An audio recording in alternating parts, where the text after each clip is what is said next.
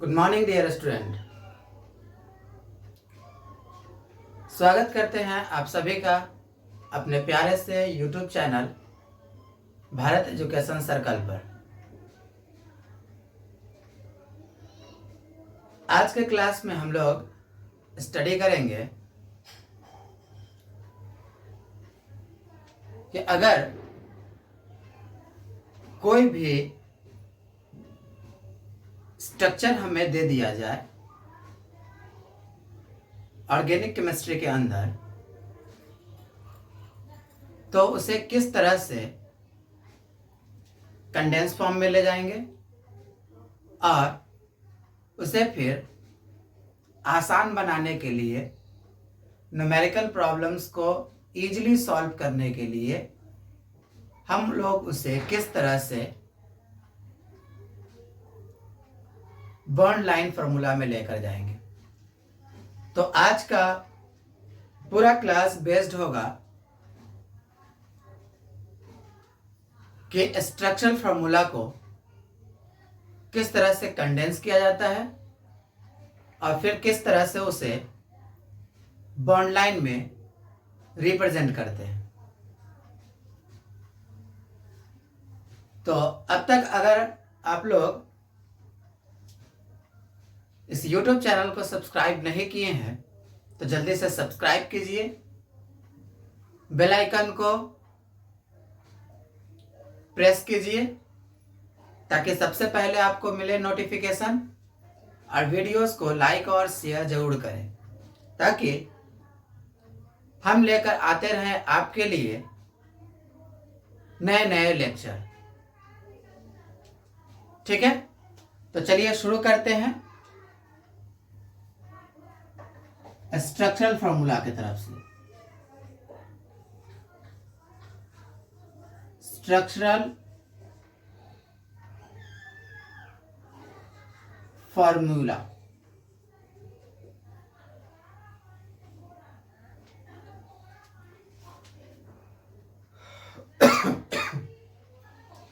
Structural formula क्या होता है कि जेन्युइन तरीके से हम लोगों ने मीथेन का स्ट्रक्चर ऐसे ड्रॉ किया है। ठीक है, इस मीथेन को हम लोग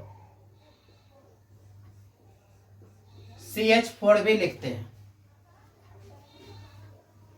तो इस फार्मूला में और इस फार्मूला में डिफरेंस बस इतना ही है कि यहां पर कार्बन और हाइड्रोजन के बीच बनने वाले बॉन्ड्स को दिखाया नहीं गया है, छुपा दिया गया है,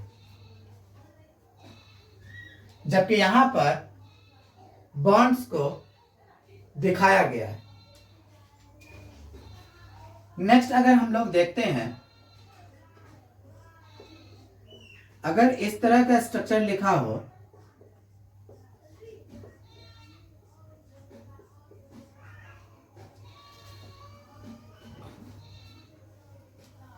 तो इसे ऐसे भी रिप्रेजेंट किया जा सकता है।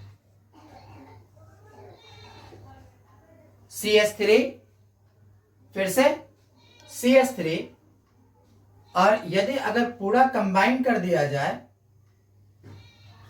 तो इसे ऐसे भी लिख सकते हैं C2H6। ये ट्रिपल बॉन्ड नहीं है, इसे हटा ही दिया जाए तो बेहतर रहेगा, नहीं तो आप कंफ्यूज कर जाओगे।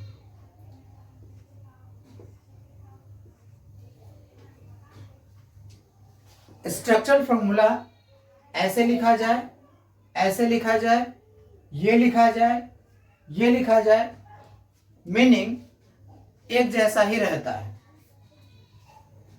सपोज अगर इस तरह से लिखा हो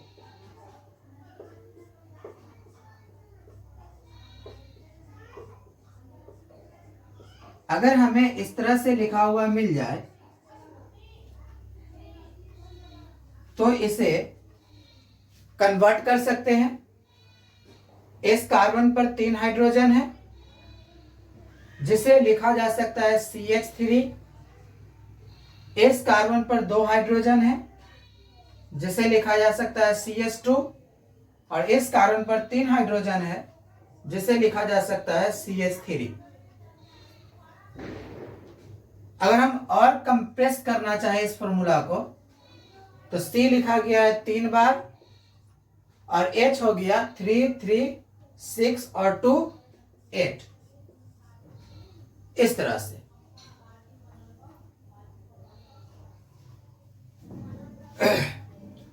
तो आइदर हम फॉर्मूला इस तरह से लिख दिए या इस तरह से या इस तरह से। सबका मीनिंग एक जैसा होता है, लेकिन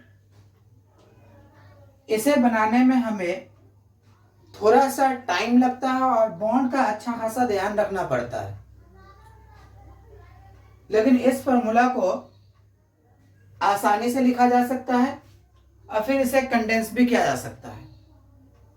ओके,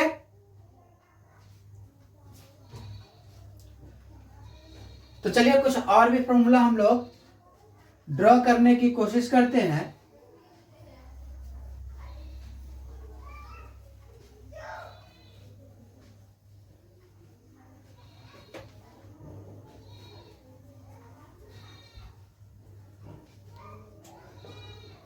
अगर फॉर्मूला इस तरह से दिया हो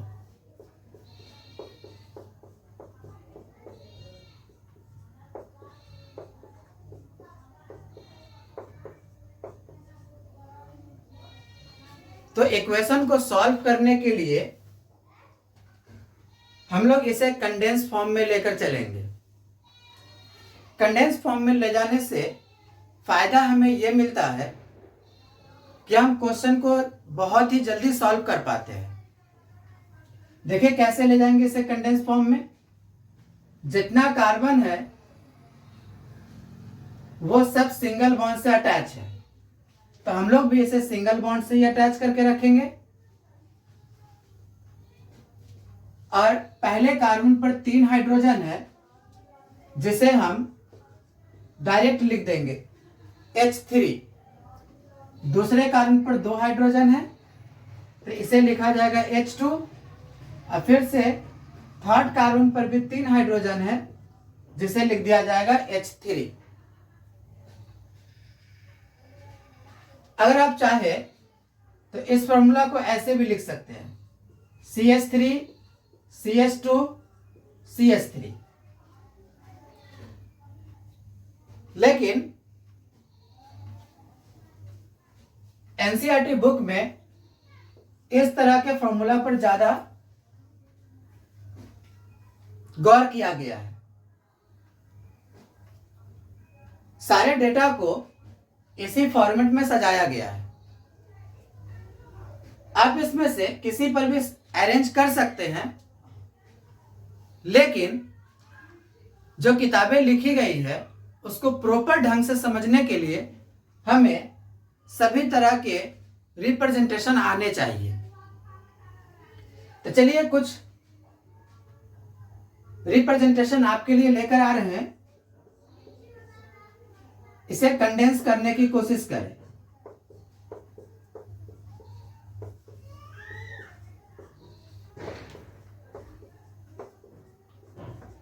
ये एक स्ट्रक्चरल फॉर्मूला हो गया।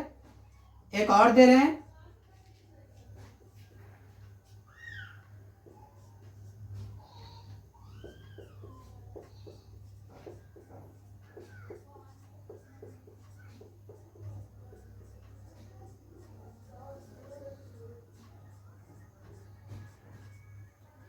इसे आप कंडेंस करें।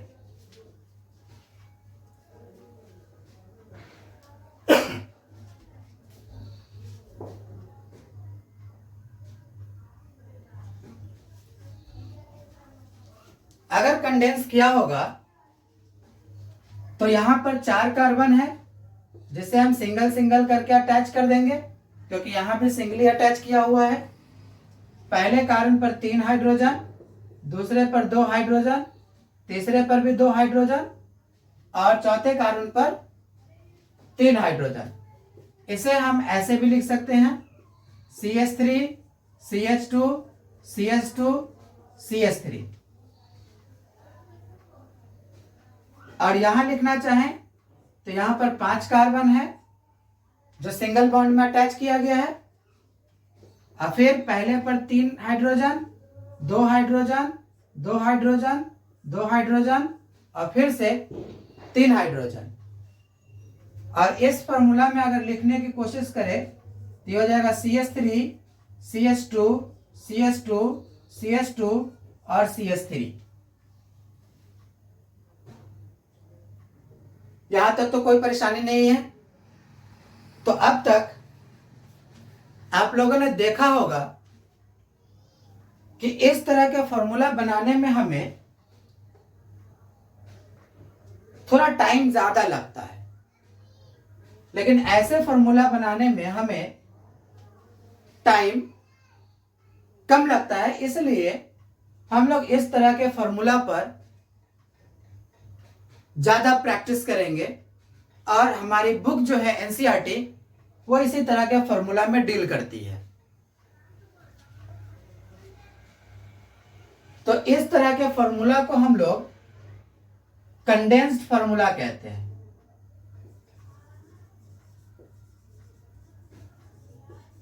Condensed formula.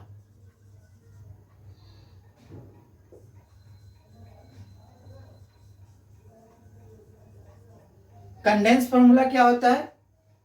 जिसमें कार्बन और हाइड्रोजन के बीच के बॉन्ड को छुपा लिया जाता है। कार्बन और हाइड्रोजन के बीच के बॉन्ड को छुपा दिया जाता है, या फिर कार्बन हाइड्रोजन के साथ साथ कार्बन कार्बन के बीच के बॉन्ड को भी छुपा दिया जाता है।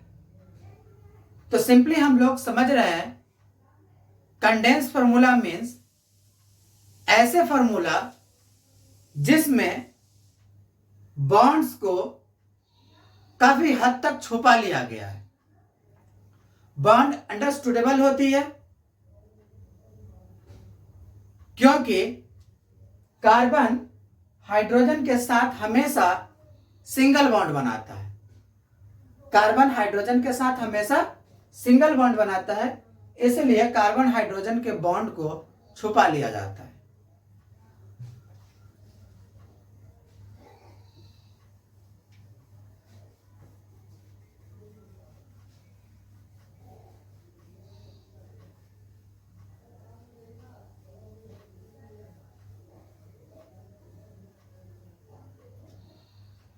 एक फॉर्मूला हमारे पास आता है जिसे कहते हैं बॉन्ड लाइन फॉर्मूला।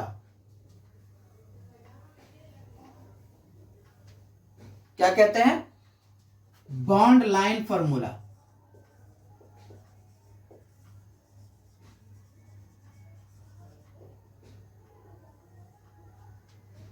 यह हमारे पास क्या है?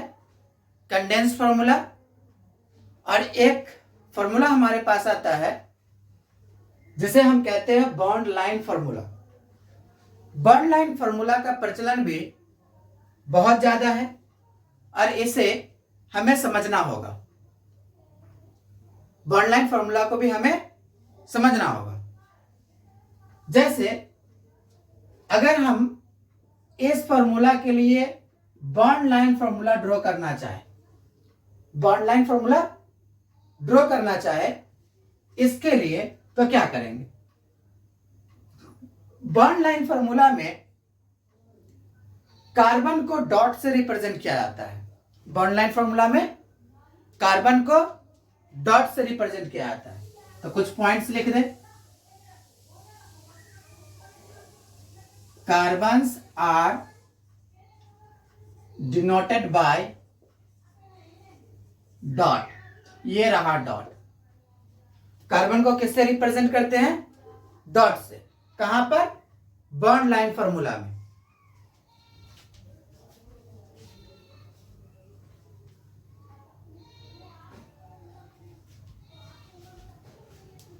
बॉन्ड लाइन फॉर्मूला के अंदर कार्बन को किससे रिप्रेजेंट किया जाता है? डॉट के साथ। ठीक है। और हाइड्रोजन को इनविजिबल रखा जाता है। Hydrogens are invisible. हाइड्रोजन क्या होता है? इनविजिबल होता है। हाइड्रोजन को दिखाया नहीं जाता है, हाइड्रोजन को केवल एज्यूम किया जाता है कि किस कार्बन के ऊपर कितने हाइड्रोजन है। ध्यान रखने वाली बात है, बॉन्ड लाइन फॉर्मूला के अंदर कार्बन को डॉट से रिप्रेजेंट करते हैं। बॉन्ड लाइन फॉर्मूला के अंदर कार्बन को डॉट से रिप्रेजेंट करेंगे और साथ साथ हाइड्रोजन को हमेशा इनविजिबल रखेंगे। हाइड्रोजन कभी दिखेगा नहीं, हाइड्रोजन कभी दिखेगा नहीं, ये अंडरस्टूडेबल होती है।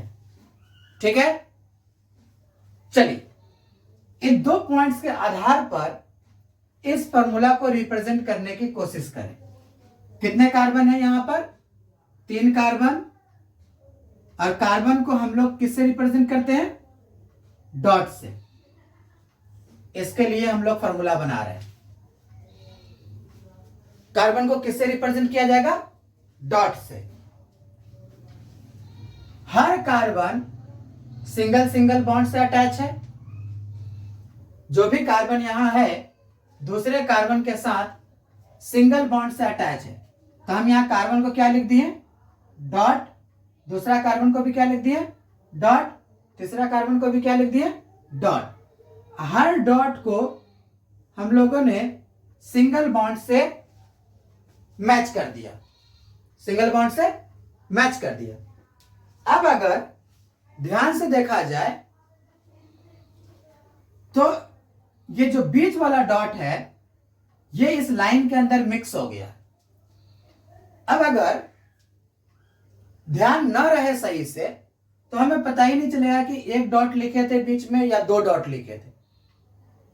हो सकता है कभी डॉट देते वक्त मिसिंग हो जाए, छोटी सी डॉट पड़े और वो उस लाइन के अंदर मिक्स हो जाए तो पता ही नहीं चल पाएगा, डॉट तो छूट जाएगा। डॉट छूटने का मतलब है कार्बन एटम छूट जाना। ध्यान रखना, डॉट छूट जाने का मतलब क्या है? कार्बन एटम छूट जाना। तो इस तरह के ड्रॉबैक से बचने के लिए हम लोग डॉट्स को कर्व में रखते हैं, डॉट्स को कर्व में रखते हैं इस तरह से। अब एक डॉट से दूसरे डॉट तक जैसे ही हम लोग लाइन को मैच करेंगे उसके बाद लाइन को बेंड करना होगा, लाइन को बेंड करना होगा। फिर जैसे ही यहां तक पहुंचे, आगे कोई कार्बन है नहीं तो आगे यहां पर आकर रुक जाना है। अगर कोई अदर कार्बन होता तो हम इस लाइन को फिर से बेंड कर देते। चलिए यहां पर देखिए, इसको हम लोग कोशिश करते हैं इस वाले फॉर्मूला के लिए। यहां पर कितने कार्बन है? 4। तो हम लोग इसे जिगजैग लाइन में रखेंगे। पहला डॉट, दूसरा डॉट, तीसरा डॉट और ये चौथा। हर डॉट को क्या करेंगे? मिला देंगे इस तरह से। जैसे ही डॉट मिलेगा हमारा लाइन क्या हो जाएगा? बेंड कर जाएगा। यहां देखें, यहां 5 कार्बन है, इसके लिए बनाए 1 डॉट, 2 डॉट, 3 डॉट, 4 डॉट और ये रहा 5वां डॉट। और सबको क्या करें? ज्वाइन कर दो। ठीक है, यहां तक तो आने में कोई परेशानी नहीं हुई। अगर परेशानी है तो एक बार फिर से देखें। जितना कार्बन होगा उतना डॉट लगाएंगे, लेकिन अगर हम इसे एक स्ट्रेट लाइन में रखेंगे सारे डॉट को तो हो सकता है कि हमारा डॉट क्या हो जाए? मिसिंग हो जाए, काउंट करने में दिक्कत आएगी।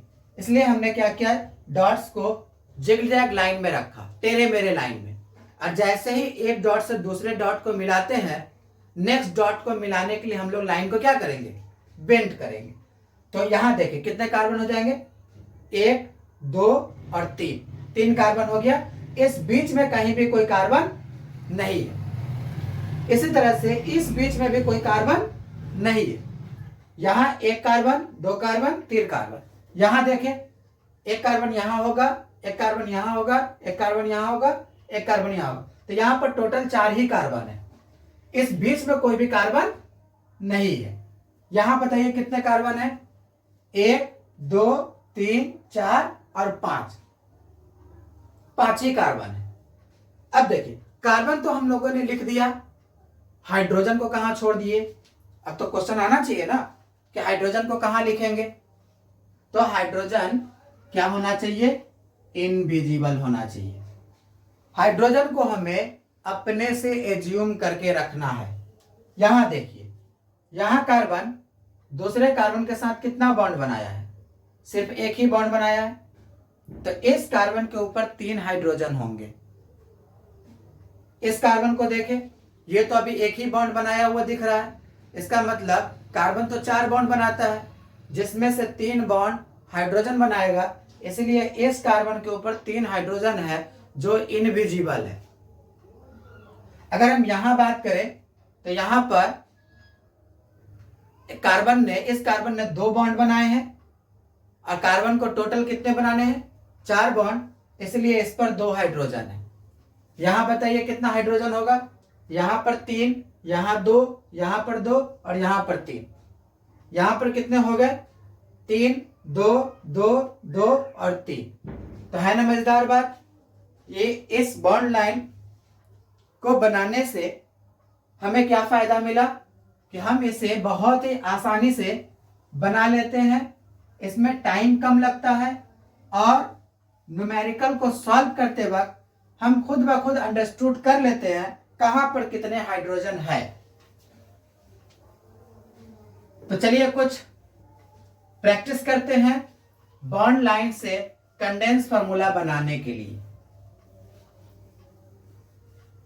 बॉन्ड लाइन से हमें कंडेंस फार्मूला बनाना है। चलिए कुछ बॉन्ड लाइन हम इस तरफ लिखेंगे और इस तरफ कंडेंस फार्मूला लिखेंगे।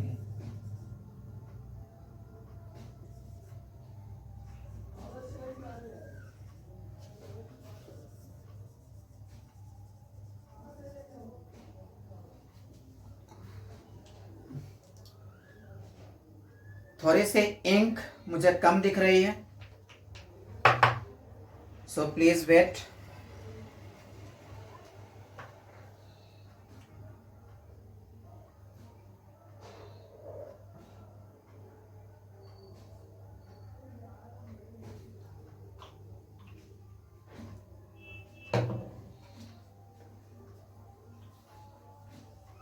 हाँ, तो बॉन्ड लाइन कुछ डिनोट किया जा रहा है। यहां पर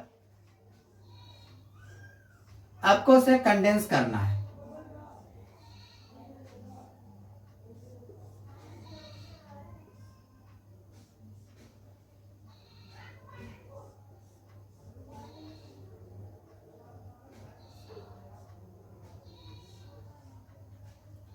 चलिए, नीचे हम लोगों ने कुछ बॉन्ड लाइन फॉर्मूला को बनाया है, इसे आप कंडेंस कीजिए।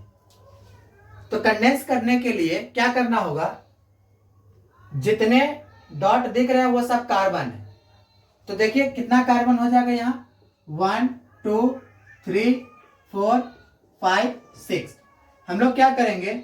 6 कार्बन को स्ट्रेट लाइन में ज्वाइन कर देंगे। 1 2 3 4 5 6। सिंगल सिंगल में क्यों अटैच किया है? क्योंकि यहां दिख रहा है एक कार्बन से दूसरे कार्बन के बीच सिंगल बॉन्ड ही है। यहां देखिए कितने हाइड्रोजन होंगे? क्योंकि ये तो एक ही बॉन्ड बनाया है, इसलिए इसके पास 3 हाइड्रोजन होंगे। इस पर 2 हाइड्रोजन होंगे, यहां भी 2 हाइड्रोजन, यहां भी 2 हाइड्रोजन, यहां भी 2 हाइड्रोजन और यहां 3 हाइड्रोजन। तो इस फॉर्मूला को या तो ऐसे लिखे या ऐसे लिखे, दोनों सिमिलर है। फर्क सिर्फ इतना है कि इसे बनाने में टाइम बहुत ही कम लगता है। यहां देखें कितना कार्बन हो जाएगा?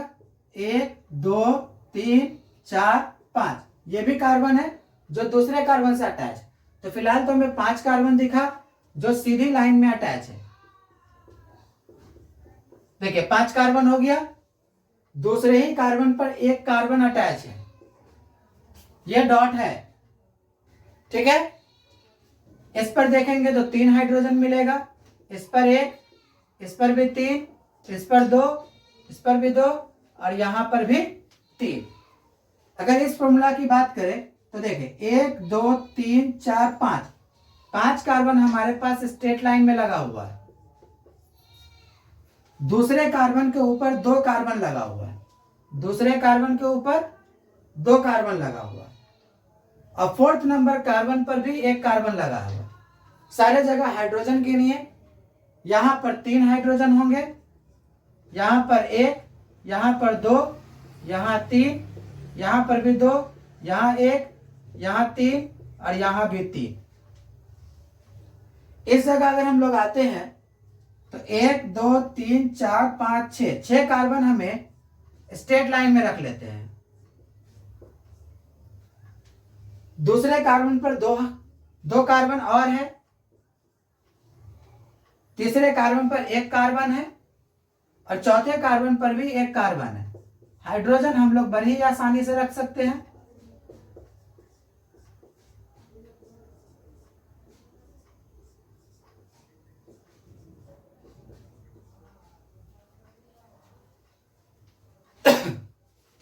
तो देखा बच्चों, बॉन्ड लाइन फार्मूला और कंडेंस फार्मूला बनाने में क्या खास बात रही, किसमें टाइम कम लगा? तो ऑब्वियसली बॉन्ड लाइन फार्मूला में हमें टाइम कम लगता है, लेकिन अपना एनसीईआरटी बुक जो है इस फार्मूला में ज्यादा डील करता है। लेकिन हम लोग इस फार्मूला में भी डील करेंगे क्योंकि ये हमारा समय बचाएगा और जब हमें जरूरत पड़ेगी इस तरह के फार्मूला को तो हम लोग बॉन्ड लाइन से कंडेंस फार्मूला में चले जाएंगे। तो चलिए कुछ और क्वेश्चन मैं आपके लिए लिखता हूं, जिसे आपको करना है क्या, बॉन्ड लाइन से कंडेंस में लेकर जाना है।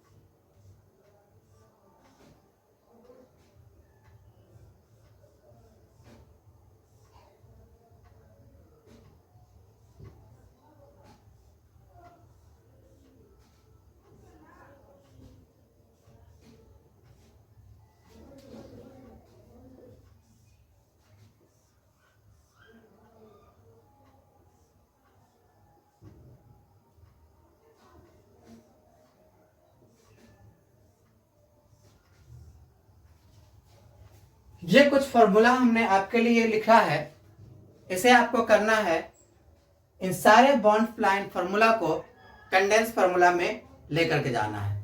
ये आपके लिए होमवर्क रहा, तो बड़े ही ईमानदारी के साथ आपको अपने होमवर्क को करना है और आज का होमवर्क आज ही कर लेना है। वीडियो को देखते हुए प्रॉपर नोट्स बनाने हैं रेगुलर वे में, उस नोट्स को बार बार रिवाइज करना है। अगर आप इस लेक्चर सीरीज को फॉलो करते हैं तो आपकी ऑर्गेनिक केमिस्ट्री बहुत ही स्ट्रांग हो जाएगी। ऑब्वियसली लोगों को मानना रहता है ज्यादातर कि ऑर्गेनिक केमिस्ट्री डिफिकल्ट होती है, केमिस्ट्री डिफिकल्ट है, केमिस्ट्री बोरिंग सा सब्जेक्ट है। मेरा मानना है कि ये बहुत ही प्यारा सा सब्जेक्ट है, ये बोरिंग नहीं है। बोरिंग हम इसे खुद ब खुद बना देते हैं और बनाते इस वजह से कि हम समय समय पर अपने नोटबुक को रिवाइज नहीं करते। सबसे बड़ी बात तो हमने अमूमन इतने दिनों में देखा है कि बच्चे इसका नोट्स बनाते ही नहीं है। जब आप नोट्स ही नहीं बनाएंगे तो आपको क्या खाक समझ में आएगी। नोट्स बनाना बहुत ज़रूरी है। अगर हो सके तो कलरफुल नोट्स बनाइए ताकि देखने में अच्छा लगे। अच्छी कॉपी में बनाएं, ये नहीं कि बाजार से बस सस्ती सी एक कॉपी ले लिया जिसको देखने से ही गुस्सा आ जाए, उस नोटबुक में आप बना रहे हो। तो बहुत ही क्लियर नोट्स बनाएंगे, आपको चीजें बहुत अच्छे से समझ में आएगी। तो जाते जाते अगर आप तक वीडियोस को लाइक और शेयर नहीं किए हैं तो इसे लाइक और शेयर कीजिए। अपने YouTube channel Bharat education circle को सब्सक्राइब ना करना भूले, इसे जल्दी से जल्दी सब्सक्राइब कर ले और बेल आइकन को भी क्लिक करें ताकि नोटिफिकेशन रहे सबसे पहले आपके पास। Thank you.